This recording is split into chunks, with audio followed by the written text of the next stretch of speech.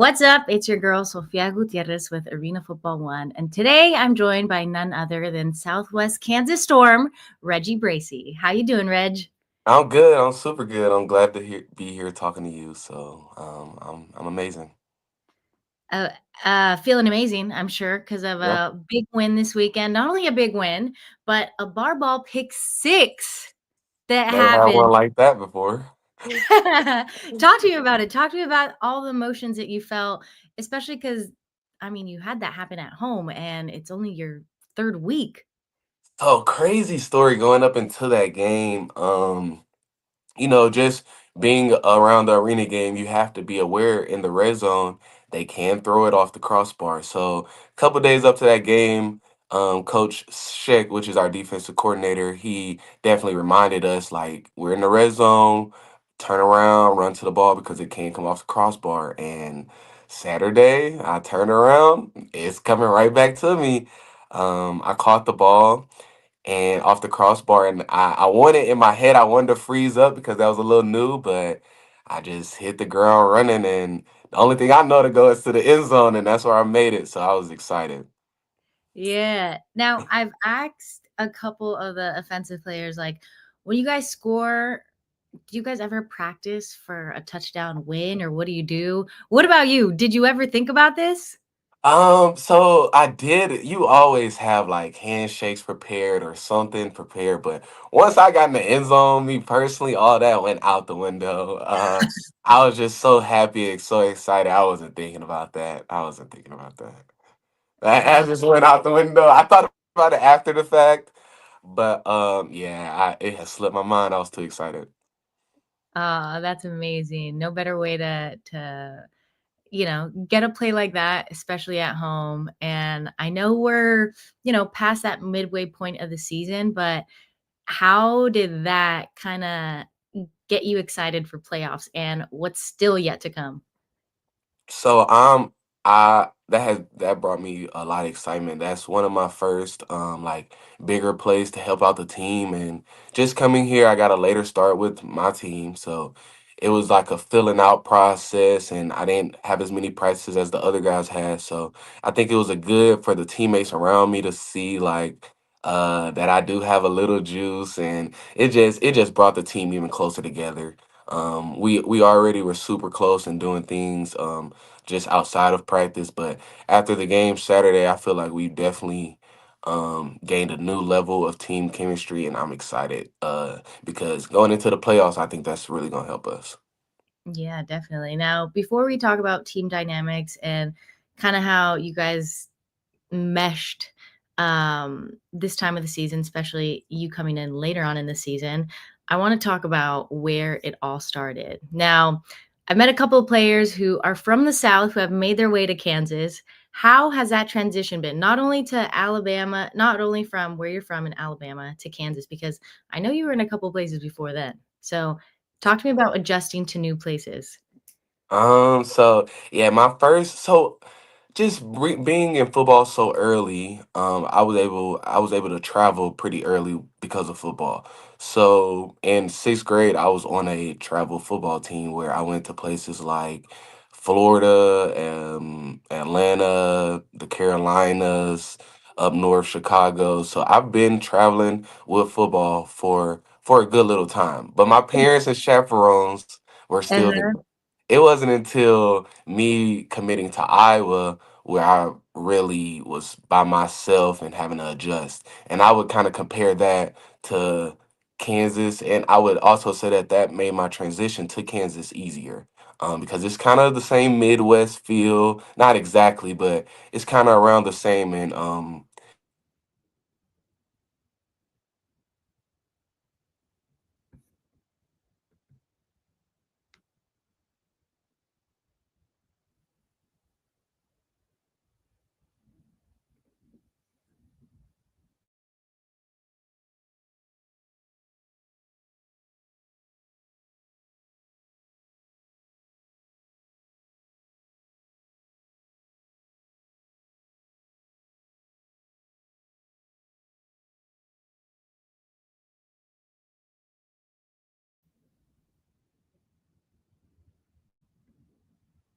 All right, we're gonna fix. There we go, Reggie. Thought I lost you Hey, first. I'm so sorry. I don't know what happened, but uh, back to what I was saying. My Iowa transition definitely helped me out for Kansas, and I think it prepared me a lot. So it hasn't been as hard as I expected. Okay, you said travel ball at sixth grade. I didn't start playing travel softball till end of middle school, high school. So if that was middle school, when was the first time that you remember being introduced to football or playing football? Well, the first time I remember, um, just a vivid football memory, I definitely was early elementary. Like I said, as soon as I gained my consciousness, I had a football in my hand. I really where I grew up, football is very important. And all my friends at that time were playing football, so that was our first love. Like I tell people a lot of times, football is my first love. And unfortunately, later on, I got it taken away from me, and it put me in a season of my life that I've never experienced before. So that's another reason why I'm so excited about Southwest Kansas and so excited that I'm able to get back to making plays. Tell me more about your first love being taken away from you. What had happened? So in my transition from coming from Iowa to Troy, I got into some trouble with the NCAA, which led me to be suspended a little bit at Troy. It wasn't anything dealing with like major crimes or drugs or alcohol, but I did get into trouble that I had to be suspended. So just being like, the top player on your high school team, middle school team, and, going to D1 Big Ten, Iowa, like I kind of was on a up and up, and I think I was getting uh not necessarily unfocused but away from my faith, Mhm. and I feel like uh he had to sit me down and redirect me, or I Mhm. would never be here talking to you. So I Mhm. think that was very important for me personally, and I think I'll be better off now going through that because I've never experienced things like depression or because like I said, I was at the top at that Mhm. time because of the game I love. And a So natural that high. really, yeah, that really taught me like a different level of humility. And I don't think I'd be here talking to you today if I didn't go through that. So Mhm.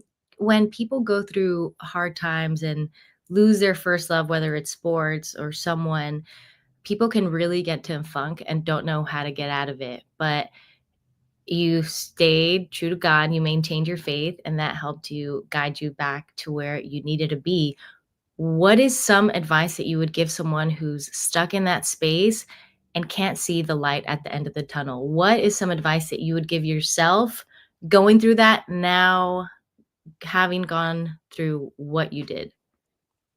so I'm a very private person. That's kind of how I was raised. My mom was very private, so I kind of looked up to that and knew what to let everybody know and what not to. So when I first was experiencing, let's just say depression, I my first pursuit was to run to private. But one thing I found in my spiritual faith is that it is really important to have like-minded people around you because every day is not going to be your best day. Mhm. So my roommate at the time, we were big, we used to do devotion and stuff together. And of course he knew I was going through it. He knew how much I love football. He knew my situation. But he didn't let me stay down too long. He kept reminding me of my spiritual faith. And I think having like-minded people around you for days where you're not yourself, and for days where they're not their self, and you can help out. I think that's very important because if I didn't have those type of people around me, and I had people around me who were thinking differently, I could have went a different path. So I definitely think people around you who believe in the same things you believe in is super important because every day is not going to be your best day.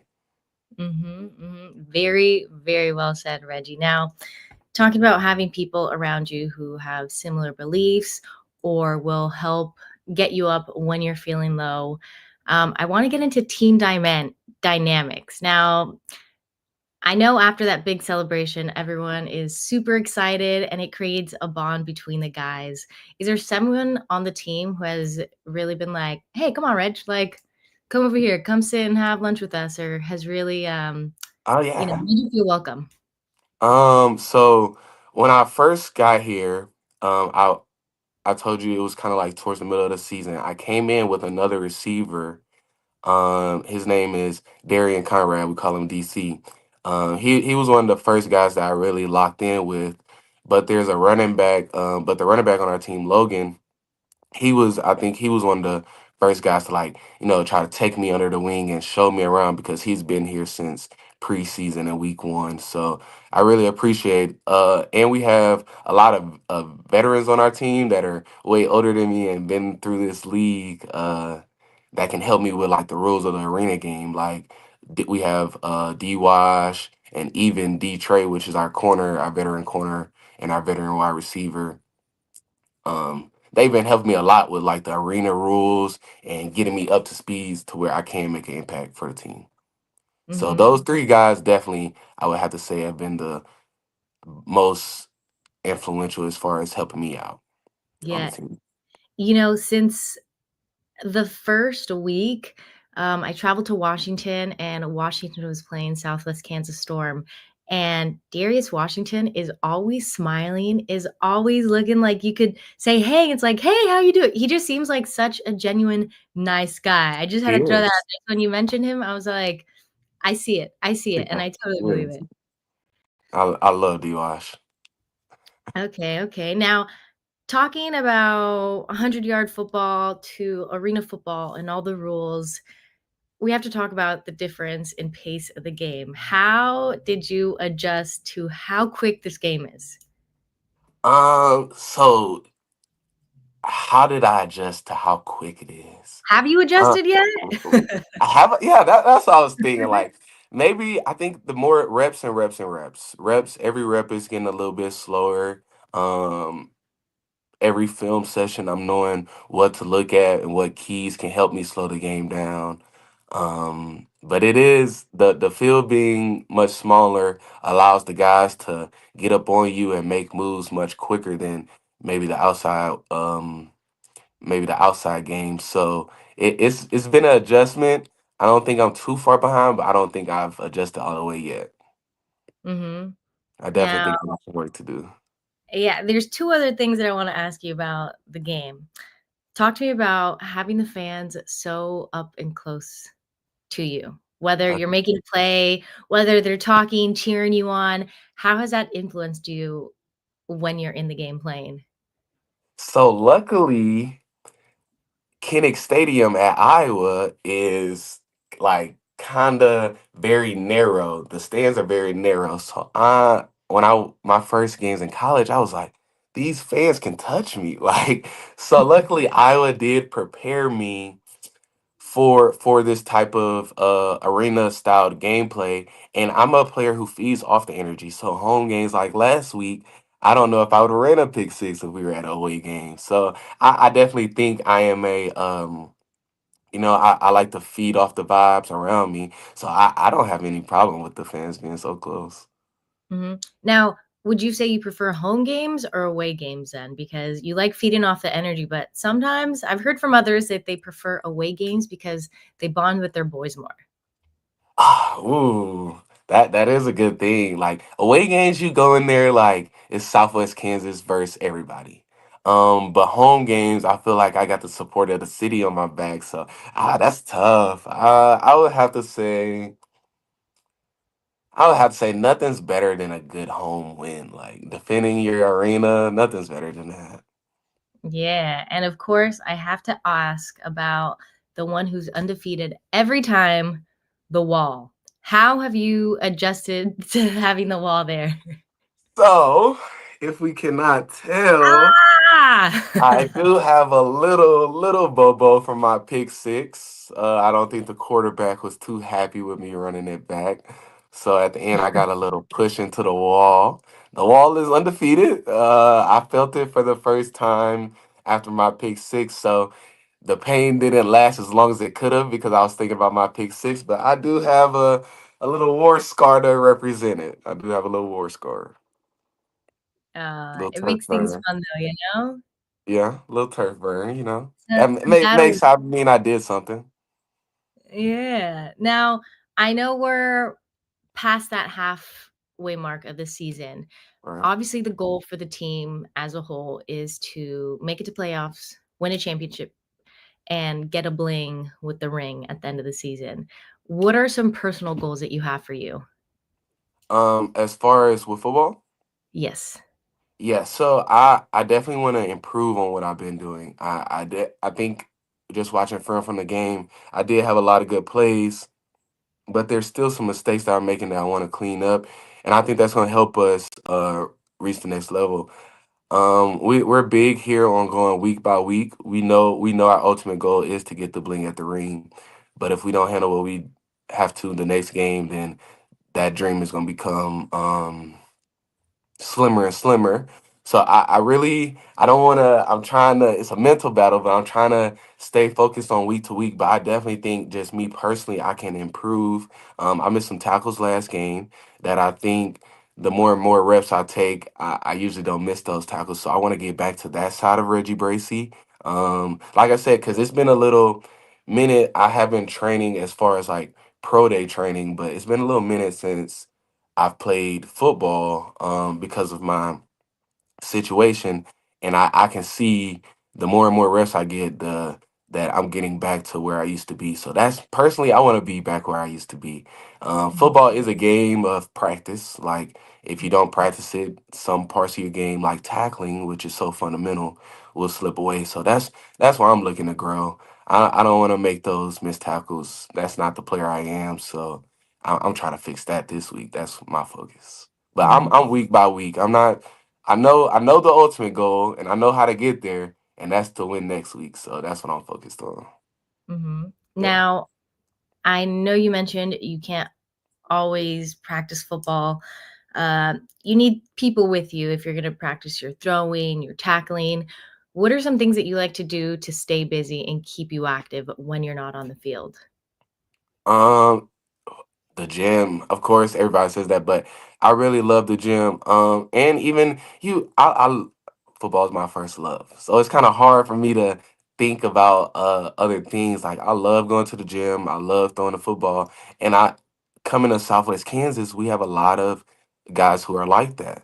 So it's not too hard for me to go. Like if I go to the gym right now, it's Southwest Kansas guys in there, so it's people around the team who are also invested so much in the football that makes it so much easier. Um, we have a guy who's kind of stable lead, Mike. I guarantee he's in the gym right now. So being around a guy like Mike, it's real easy to keep football the main thing out here. Mhm. Oh, amazing. Reggie, thank you for taking the time to chat with me. Of course. I'm so excited to see what the rest of the season holds for you, and I'm excited to follow in on your journey. All right. Thank you so much for hearing from me Of and choosing course. me to speak to Of you. course. You're always welcome here, Reggie. Okay. I remember that. I remember that. All right, Reggie. I'll talk to you soon. Have a good one. You too.